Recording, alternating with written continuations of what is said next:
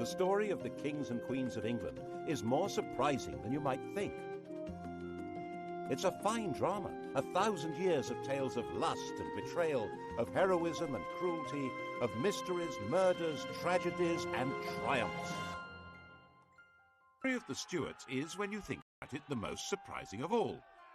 It's the story of a country deciding that it should abolish the monarchy and become a republic, and then, without any outside force or pressure, overthrowing the republic and making itself a monarchy again. That never happened anywhere else. Why did it happen here? James became King of Scotland when his mother Mary fled to England in 1567. He was 1 year old when he was crowned James VI. He grew up learning how to steer a path between religious fanatics and the violent Scottish nobility, and at the same time acquired a serious scholarly education. He was very proud of that. He pleaded for his mother's life, but accepted the fact of her execution by the English Queen Elizabeth. Business was business, and he had no memory of Mary. He'd been taught that she was a Scarlet Woman, and she had, after all, murdered his father and taken a lover. He was the recognized heir to the English crown, and he wasn't going to put that in danger. And so in 1603, when Elizabeth the Virgin Queen eventually died, the oldest monarch England had ever had, he came from Edinburgh to London for his coronation.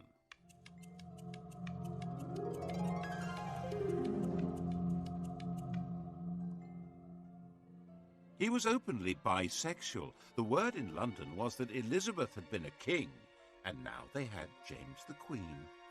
In Latin, of course. By the accident of heredity, England and Scotland were now united in a single kingdom, Britain. Everyone had high hopes of James, especially the Roman Catholics, who thought that his distaste for bossy Scottish Presbyterians would encourage him to lift Elizabeth's restraints on their worship. They were wrong about that. So a group of well-connected Roman Catholic terrorists planned to blow up the entire political structure at the opening of Parliament in 1605. They brought over an explosives expert from the Low Countries. He organised placing 2.5 tons of gunpowder in a cellar under the Palace of Westminster. It's a sign of how secure England became that for the last 200 years, November the 5th, the anniversary of Guy Fawkes' capture, has been simply an excuse for a fun night of pretty explosions. A chilling resonance. Al-Qaeda terrorism has tainted many people's idea of Muslims, which perhaps makes it easier to understand how Fawkes' terrorism affected people's idea of Roman Catholics.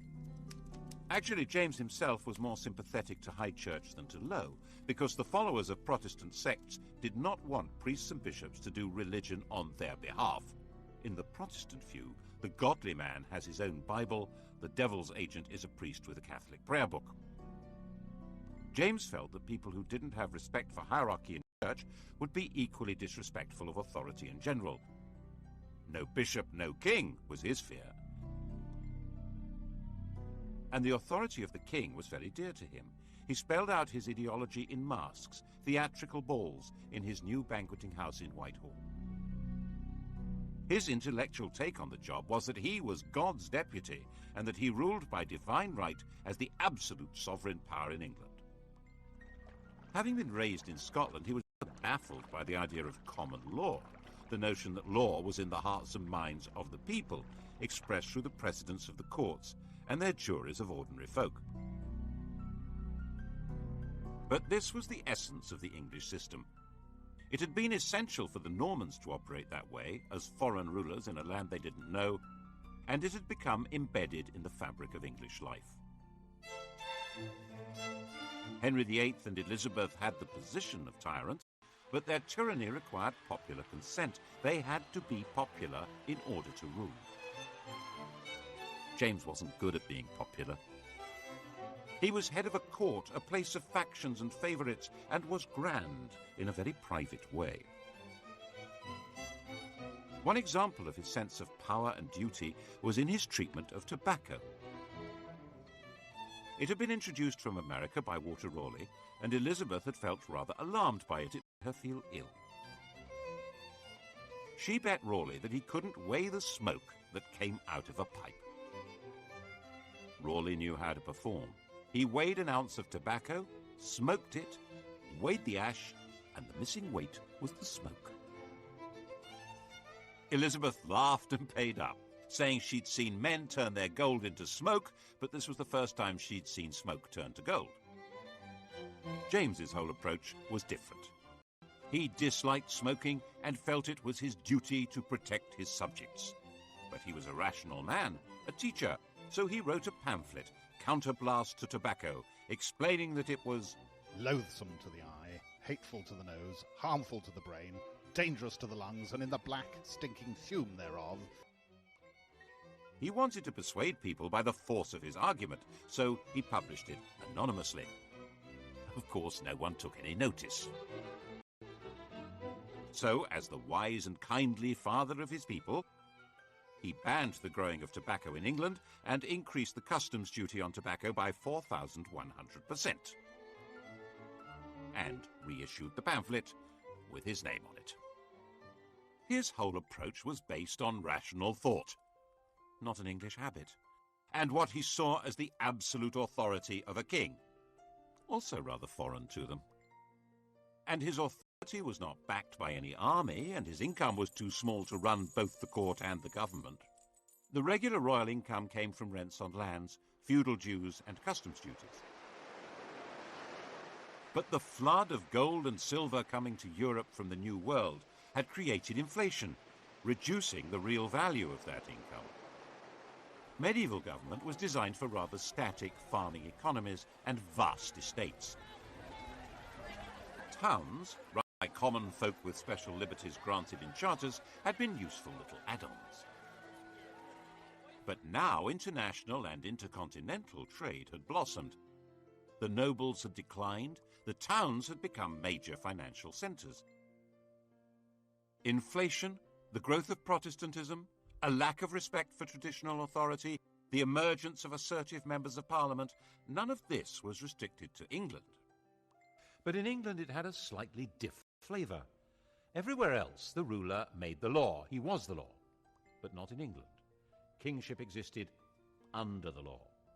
James simply didn't understand this. He was certain that the job of king meant being above the law. And being James, he not only understood this was the problem, but said so, as a matter of principle. And when the Lord Chief Justice disagreed, the Lord Chief Justice got the sack.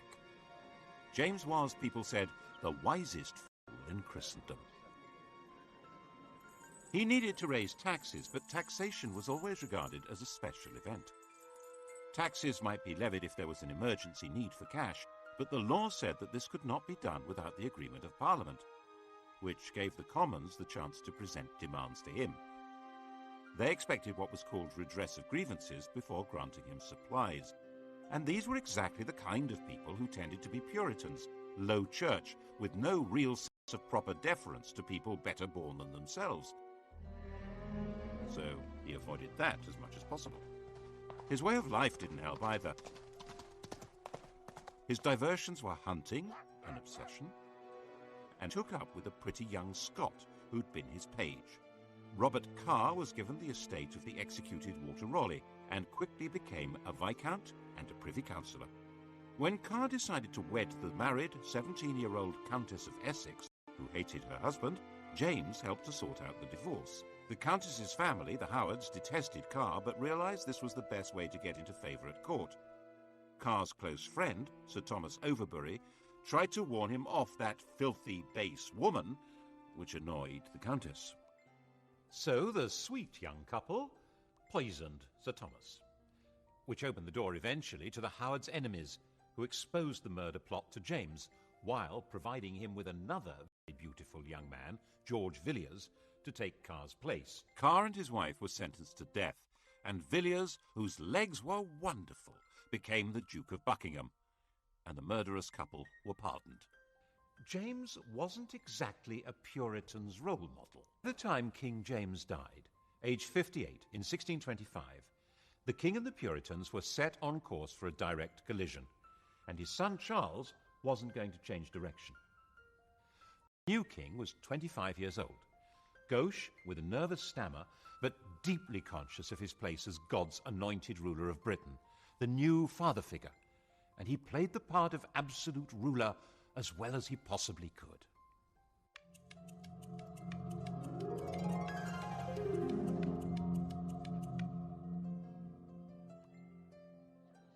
Of course, it was not the part that the Puritan merchants and gentry wanted played. They refused to grant taxes without being allowed a role in government, so Charles tried to manage on the sources of revenue that didn't need parliamentary approval. The most celebrated example was when he levied ship money. An ancient law was unearthed obliging seaports to provide ships in times of war. True, there was no war, but there were pirates, weren't there? In 1634, Charles made his demand and told the ports they could pay cash instead, ship money. This engraving was published to make people proud of paying up. And then the next year he extended the demand to inland communities. Otherwise, it would be unfair. It was obvious that if he got away with this, he'd have reinvented taxation under another name and would never need Parliament at all. The entire nation had steam coming out of its ears. One wealthy Buckinghamshire man, John Hampden MP, refused to pay and was hauled into the Court of Exchequer. Hundreds of people tried to jam into the court to watch. Of the 12 judges, 7 found for the king and 5 for Hampden. Since the king had thought he controlled the judiciary, this was a moral victory for the church. He regarded Puritanism as fundamentally seditious, which made many people think he was really a closet Roman Catholic. He wasn't. But he was determined to impose a uniform system of worship which was decidedly high church. And that simply added to the anger of a growing Puritan class. In Scotland, it was met by direct rebellion. Without the money to hire reliable troops, and with popular hostility in London making life positively dangerous, Charles had to accept restrictions on his power which were to him intolerable. In 1641, he agreed Acts of Parliament which took many powers from him, including the right to dissolve Parliament and the right to raise customs duties without its consent. In January 1642, in a state of confused desperation, he tried to arrest 5 members of the Commons by actually turning up there with armed guards. He failed, and faced with violent anger in the streets, he fled from London. In November, the now inevitable civil war began. People were called upon to choose between their king's determination to break the pretensions of Parliament and Parliament's determination to limit the power of the king. Most people actually didn't think they wanted to get involved, but the war grew with a murderous logic of its own and gradually became more bitter and more inescapable. It's now reckoned that possibly 250,000 people died in battle, of starvation, of disease, as a result of the fighting, out of a population of about 5 million. That's a far higher death rate than in the First World War. When the war ended in 1646 with the defeat of Charles's forces, an attempt was made to negotiate a settlement, but Charles was a dishonest negotiator, simply using this opportunity to try and organise the conquest of England from Ireland and Scotland. And then something quite new happened.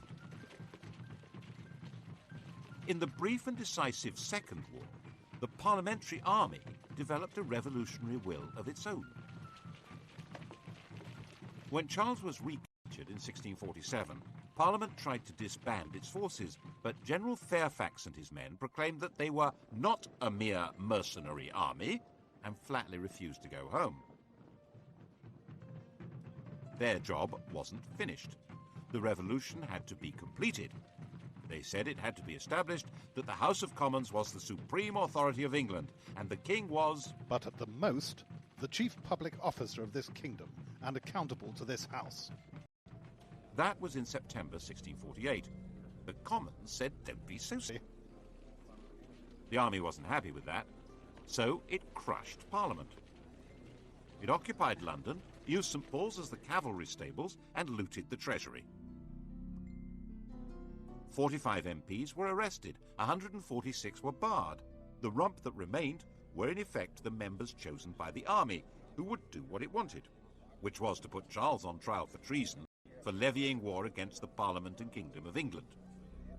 The rump Parliament, as people called it, resolved that they could make laws without the consent of the king or of the House of Lords, and then passed a law setting up a court to try the king.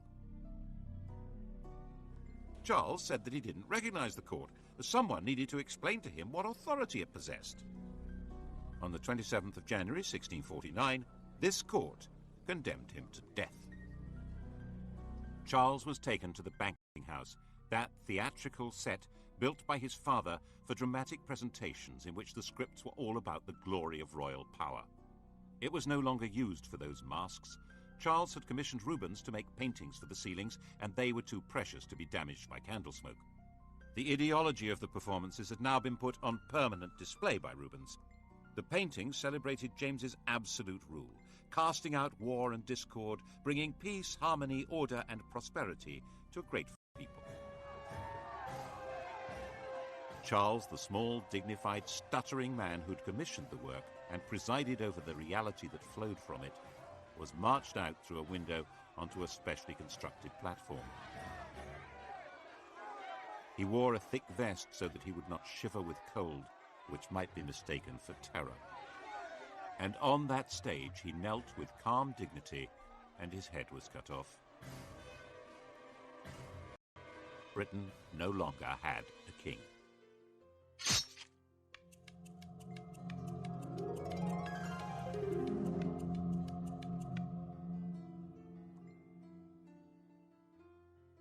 A week after the execution, Charles II was proclaimed king in Scotland.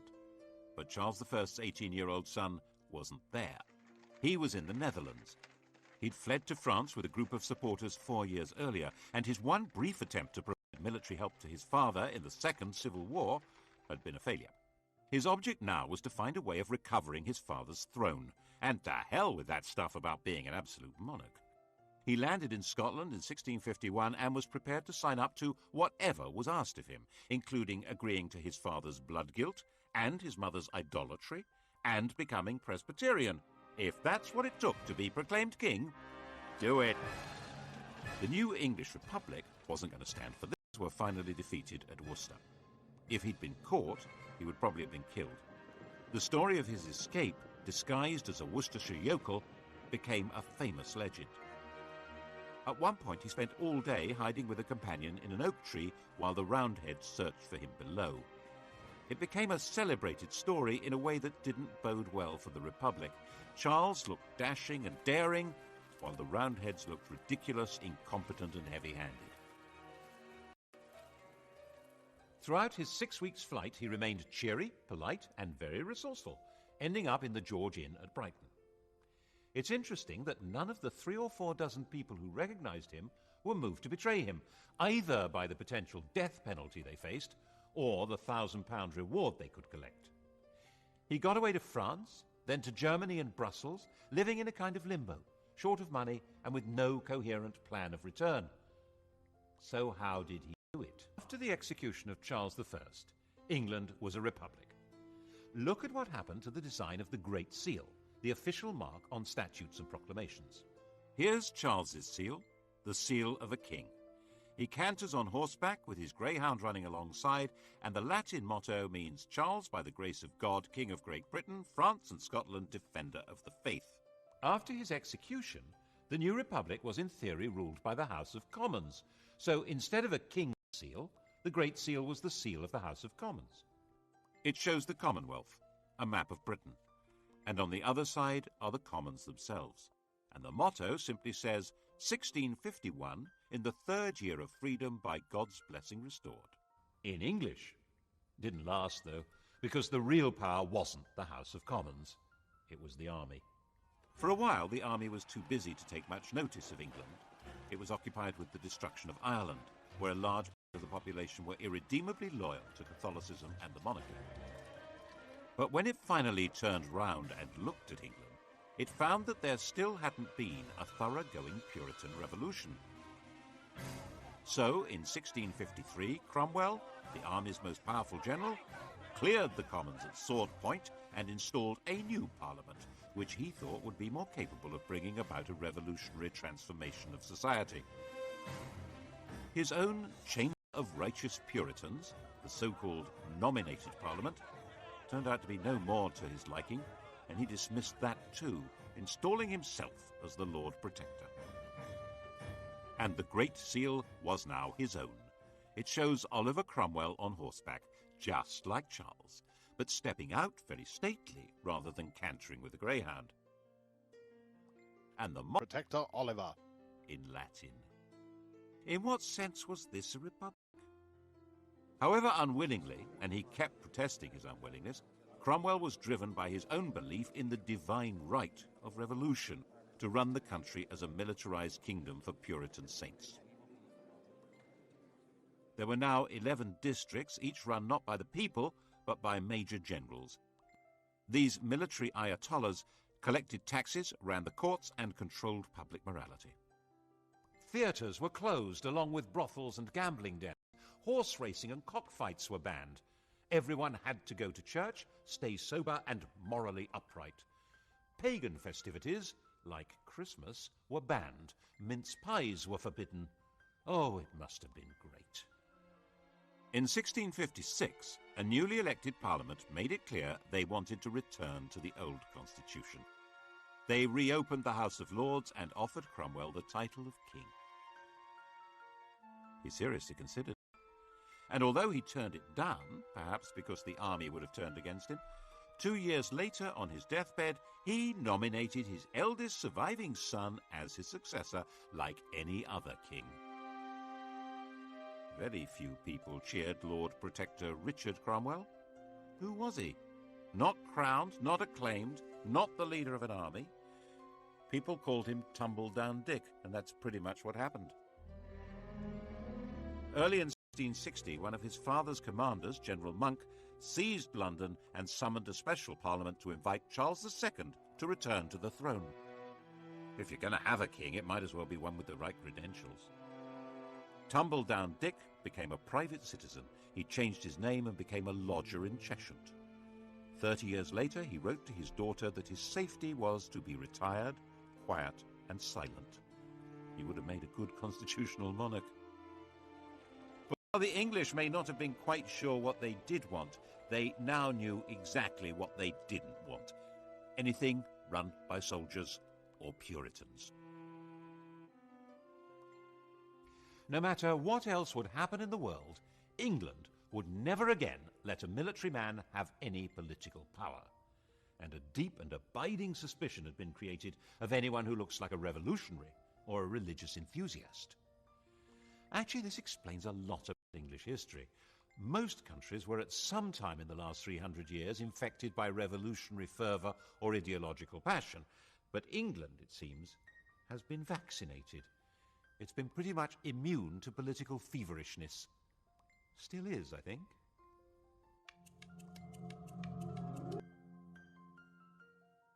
Charles was really a very popular king. His manner was light and easy, his court dissolute and cheerful, his sexual enthusiasms generous and very, very un-Puritan.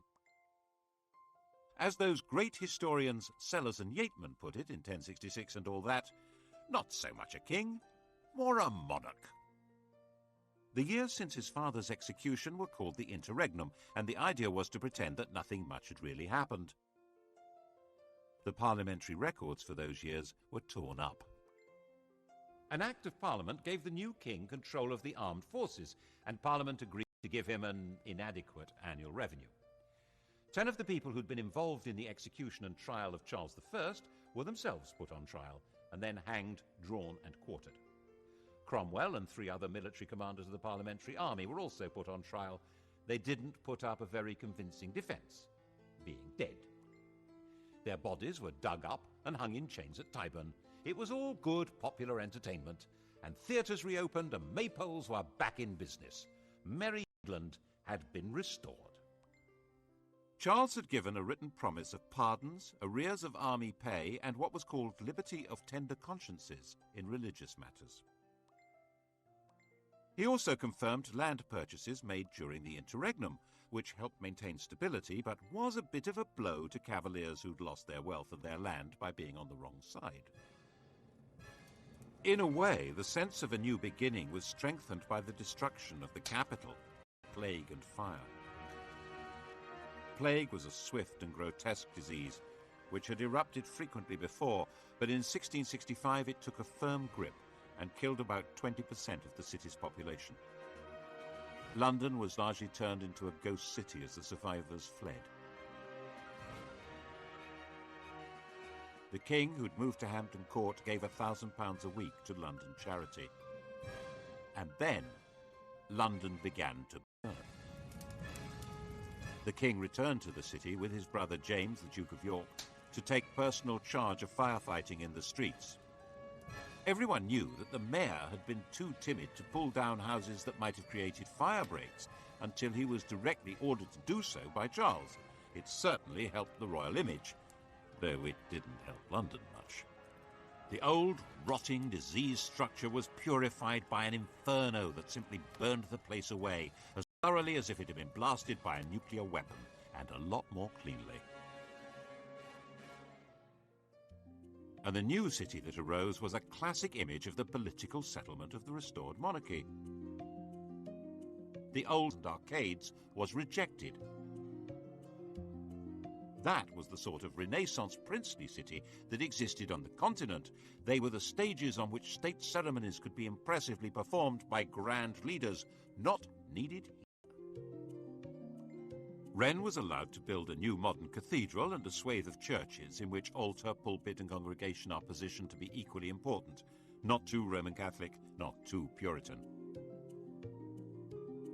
But the old street plan was retained. Everyone could rebuild their own place on their own plot, and the narrow streets and little alleys of medieval London that still existed in everyone's memories regrew from the ashes.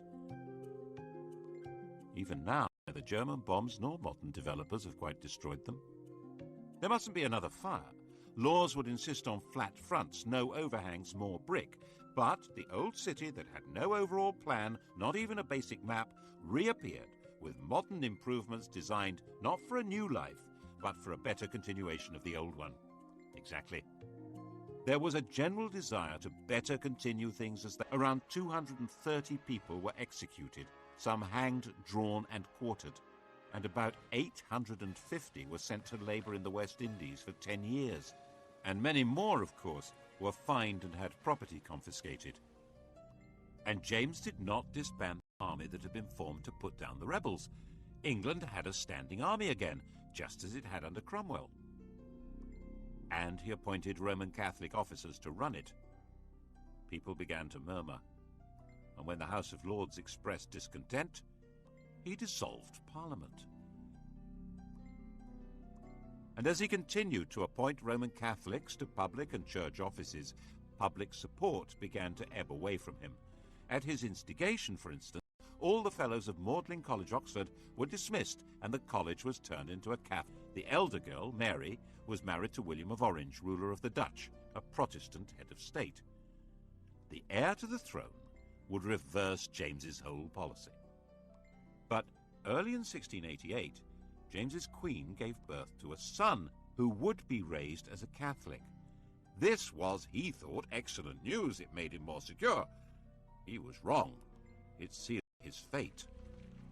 Well, that and the fact that he seemed to be preparing for a joint war with Catholic France against the Protestant Dutch. And now it became evident that the Civil War really had changed the place of the king in England. He ruled by permission of Parliament, and Parliament wasn't going to put up with this one. A group of leading members of Parliament sent a secret invitation to William of Orange to save the country from a Catholic takeover by bringing them military assistance. William brought over a fleet carrying a large professional army. James tried to block it with his own fleet, but the winds were against him, and William landed unopposed in November 1688 at Tor Bay.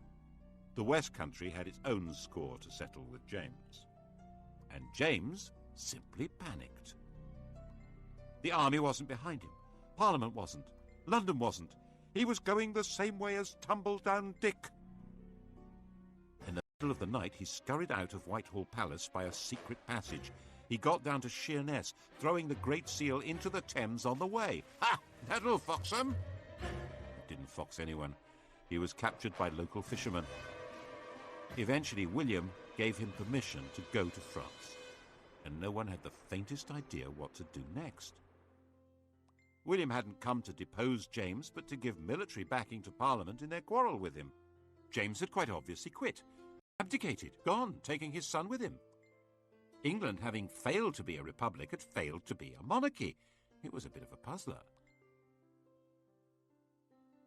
Perhaps William should declare himself king by right of conquest. He didn't think so. Parliament wanted Mary to take the crown, James's daughter after all, but she insisted that her husband was boss, and he didn't intend to play the Duke of Edinburgh role, 2 paces behind the ruling lady. This short, stooping, asthmatic man with bad teeth was tough and shrewd. He was himself a grandson of Charles I and wouldn't make a humble consort. In the end, a deal was struck. They would both be sovereigns, Mr. and Mrs. King and Queen, by the invitation of Parliament.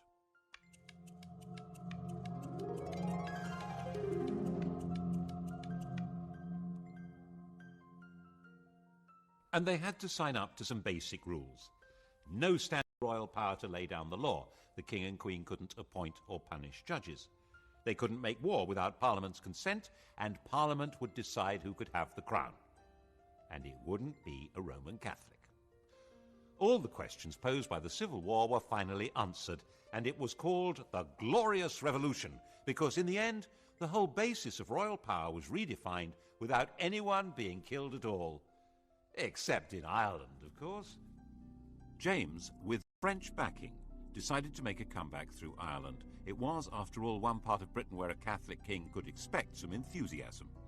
Protestant settlers had been brought into Ulster, and they held Londonderry and Enniskillen against the Catholic regiments. Eventually, in 1690, there was a showdown between William's Anglo-Dutch-Danish army and James's Franco-Irish one at the River Boyne. James was beaten in a battle which has cast a grotesquely long shadow over Ulster. The annual celebration there of the Protestant victory has never lost its 17th century passion. The irony is that this was not a religious war at all. It was a war to contain the ambitions of France, and the Pope was actually firmly on the side of William of Orange. The Vatican was more anti-French than it was anti-Protestant. The Orange men at the Battle of the Boyne were actually fighting for the Pope as well as King Billy. And Billy, of course, was not exactly English. His native tongue was Dutch. William, a serious man, ended up spending much of his time on the continent, so in effect Mary did become the sovereign of England. But at the end of 1694, she died of smallpox.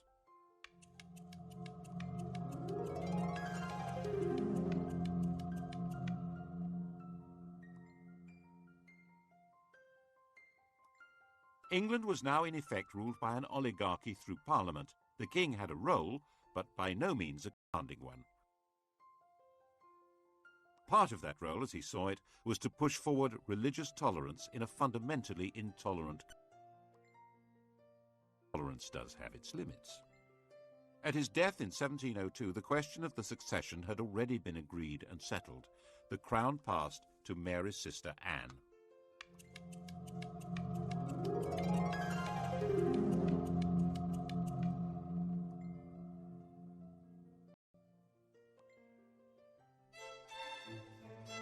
Anne was married, as Mary had been, to a foreign prince, but her husband, Prince George of Denmark, was no William of Orange. He was a lazy alcoholic, and while Anne was willing to let him be naturalized as an Englishman and notional head of the army and navy, she was queen and he was a subject. No marriage was very keen on the ceremonial and quasi-magical position of royalty, holding ceremonies where she touched people with scrofula, swollen neck glands from tuberculosis. It was called the king's evil, and the power to cure it was supposedly the magical sign of true royalty. She was the last monarch to try it. Kings had male favourites, Anne had female favourites. The first and closest was Sarah Churchill, the wife of the Duke of Marlborough. They called each other by pet names. The Queen was Mrs. Freeman, Sarah was Mrs. Morley. Mrs. Morley's husband was England's leading military commander and the architect of a stunning victory at the Battle of Blenheim that placed England in a dominant position in Europe. But England's Queen did not decide who to fight or when to fight or how to fight. Politics was no longer really her business. Even when in 1707 England and Scotland were formally and permanently united by the Act of Union, it was not Anne's doing, but Parliament's. Anne did, it was true, refuse to sign one Act of Parliament at around that time, but it was a very minor technical issue, not a real challenge to the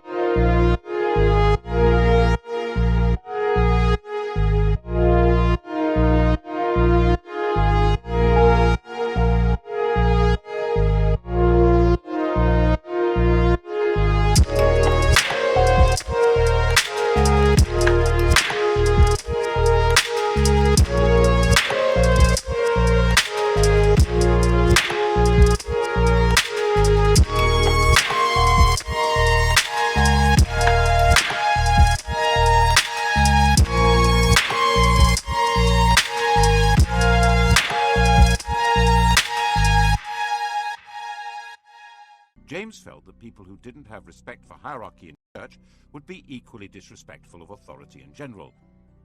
No bishop, no king was his fear. And the authority of the king was very dear to him. He spelled out his ideology in masks, theatrical balls, in his new banqueting house in Whitehall. His intellectual take on the job was that he was God's deputy and that he ruled by divine right as the absolute sovereign power in England. Having been raised in Scotland, he was